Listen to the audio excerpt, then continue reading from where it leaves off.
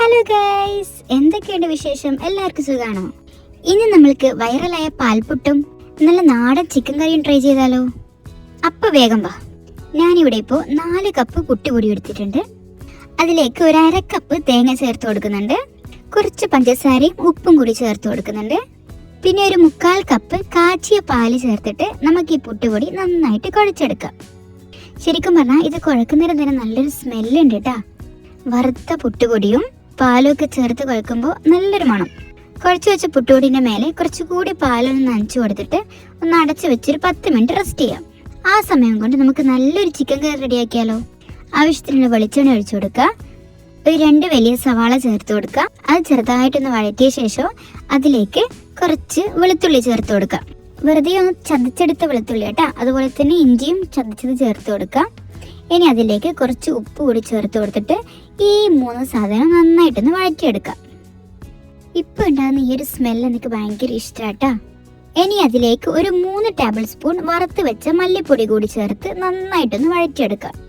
മല്ലിപ്പൊടിയുടെ പച്ചമണം മാറുന്നത് വരെ നന്നായിട്ടൊന്ന് വഴറ്റിയെടുക്കാം.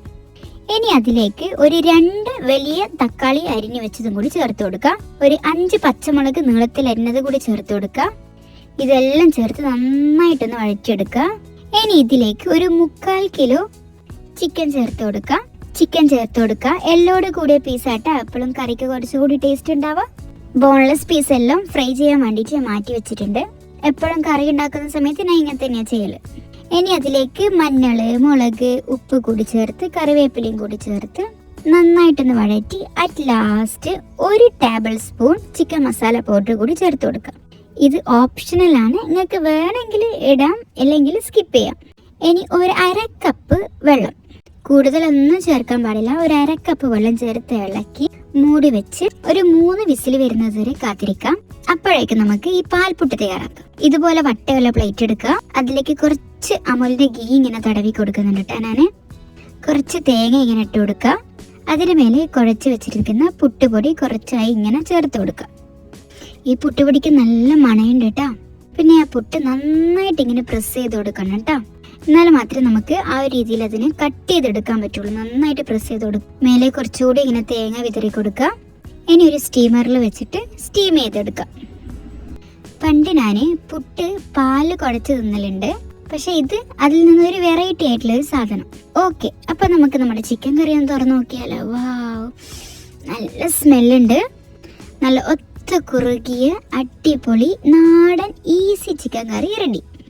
ഞാനിപ്പോൾ പറഞ്ഞില്ലേ നമ്മൾ പാലൊഴിച്ച് പുട്ട് കഴിക്കലുണ്ട്.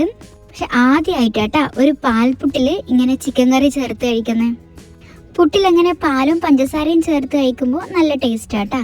പക്ഷെ ഇതുവരെ ഈ പുട്ട് ഇങ്ങനെ ഒരു കോംബോയില് കഴിച്ചിട്ടേയില്ല. സത്യം പറയാലോ, ഇത്ര ഈസി ആയിട്ട് ഒരാള് എന്തെല്ലാം വെറൈറ്റികളാണ് കണ്ടുപിടിക്കുന്നല്ലേ. എന്തായാലും ഈ വെറൈറ്റി കണ്ടുപിടിച്ചാല് പൊളിയാക്കിക്ക്. നല്ല ടേസ്റ്റ് ഉണ്ട്. നിങ്ങൾ എല്ലാവരും ഇപ്പൊ തന്നെ പോയി ട്രൈ ചെയ്ത് നോക്ക്. So keep watching. Please do subscribe, like and